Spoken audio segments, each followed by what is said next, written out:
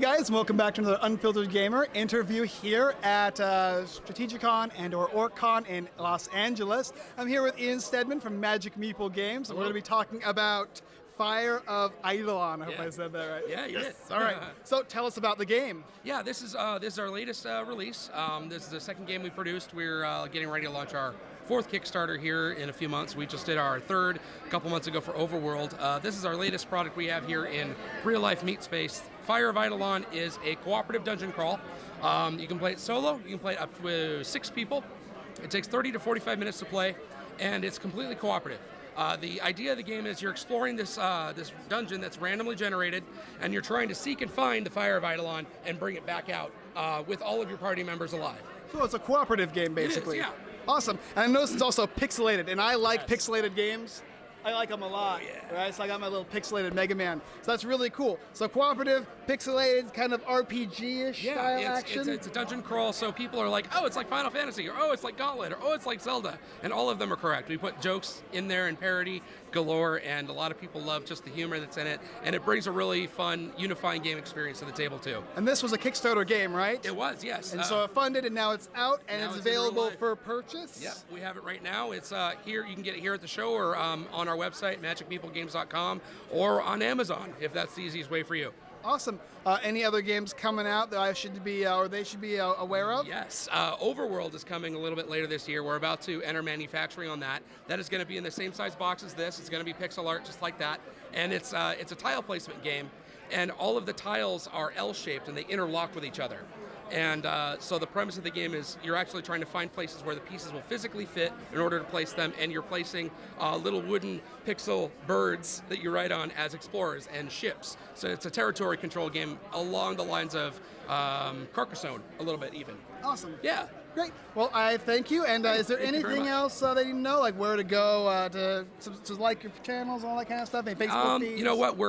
We can get us on Facebook, Magic Meeple Games on Facebook. We're also on Twitter at Magic Meeple. Awesome. Well, I appreciate you guys watching the interview, and as always, guys, I look forward to seeing you next time. Thank you.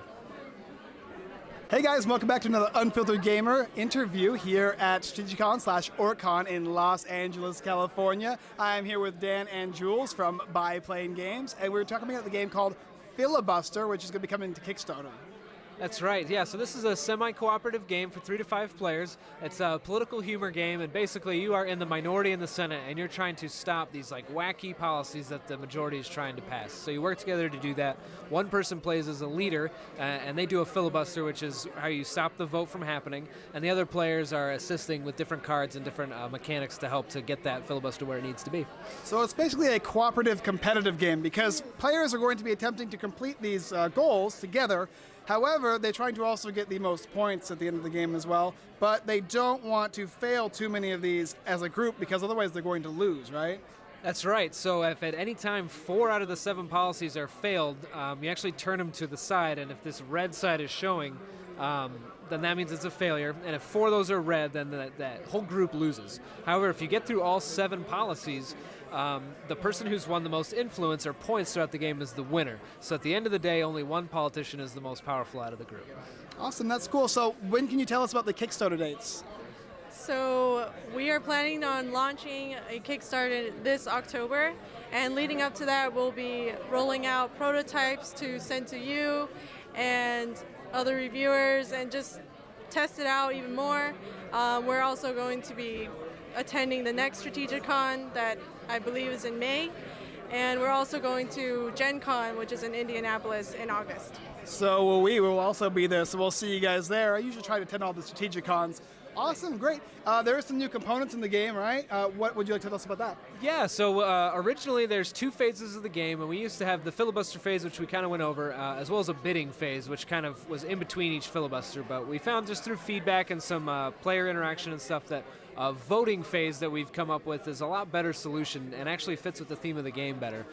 We also kind of redid some of our cards in the different decks and added some more drama to the game, because it used to there were points where it was like, well, we're definitely going to win or we're definitely going to lose. So we've tried to shake that up a little bit with some new cards and new mechanics, and we're really happy with what playtesters have been telling us since we made those changes. Awesome. So if you like a little bit of political humor, a little bit of aggressive take that actions, as well as kind of a cooperative forced nature, because you got to work together in politics no matter what, then you should definitely check this game out. Where would they be able to find you guys on Facebook, Twitter, Instagram, anything specific? Well, we have a website at BiPlaneGames.com. We also have a Facebook page at BiPlane Games, and we're also on Instagram at BiPlane Games. It's pretty easy, BiPlane Games. That's right. Google them, right? All right, guys, well, thanks for watching another interview here at Strategicon/OrcCon, and as always, I look forward to seeing you next time. Hey guys, and welcome back to another Unfiltered Gamer interview, and here we are at Strategicon and/or OrcCon in Los Angeles, California, and we are here with David Zuckman with Obscure Reference Games, talking about his game Overlords of Infamy. This is a really cool game, but I'll let him explain it more. Sure. Overlords of Infamy is a game in which you are an evil overlord trying to make everyone as miserable as possible by doing silly things like blanketing the region in glitter, or throttling internet speeds to 56K, blowing up the moon, dividing by zero, that kind of thing. It's very silly and tongue-in-cheek, but there's plenty of strategy. Very evil. Very evil. There's 11 evil overlords that you can play as, including Waffles the Corgi. That one's a favorite. And each of these overlords has their own special abilities, so they play a little bit differently. As you go through the game, you're going to be sending your lackeys out to harvest resources for you. These resources will be used to complete your plots, and once you have the exact resources you need to complete your plot, you read it in your best evil overlord voice, which, completing your plot, then causes your infamy to increase, and you can do the higher level plots. They get a little bit meaner as they go on and harder to complete, but they're worth more misery points at the end of the game. And all during this time, there's going to be a world tension tracker that progresses. The world tension tracker moves every time that you harvest a resource, recruit lackeys, or complete plots. And when it gets to 10, a world event happens. These could be good, they could be bad, they could do nothing at all. But it's the timer of the game. For example, in a 4-player game, you go until 10 world events have gone by, and then everybody gets one final turn. And during this time, there's an adventuring hero that will wander around murdering your lackeys and liberating the land that you've rightfully exploited. This is moved by the players as a semi-AI fashion after certain points of the world tension tracker have been hit, and provides for a lot of hilarious moments. So, yeah, the game is obviously a little bit comical. It has that flavor text on almost all the cards, I think, as well, right? Yeah. And you're also doing tile placement, and you have your own little area until your area gets combined with somebody else's area, and that's when the shenanigans can really begin. Right, not only that, but you also got a little wandering hero who does some damage as well to either your or your opponent's territories, and that can be nasty as well. The game is very lighthearted and very colorful. As you can see, it's very vibrant in nature and very, very enjoyable. Now, was this a Kickstarter game? It was a Kickstarter game. We were up on Kickstarter in February of 2016. We funded in about 4.5 days, got about 180% of our goal. We were really excited about that. And we started fulfilling in August of 2017. And now it's in retail stores, as somebody just sent me a picture of it this morning, and I was pretty surprised. And now we're selling at conventions also. So I was going to say, where are you likely to pick up the game at? Most likely you can get it from our website, which is obscurereferencegames.com, or you can go to overlordsofinfamy.com. Both lead to the same place. Awesome. And anything else they need to know? Where to go to like your pages, your next game that you might have coming out, anything special that you can give us? I see what you did there.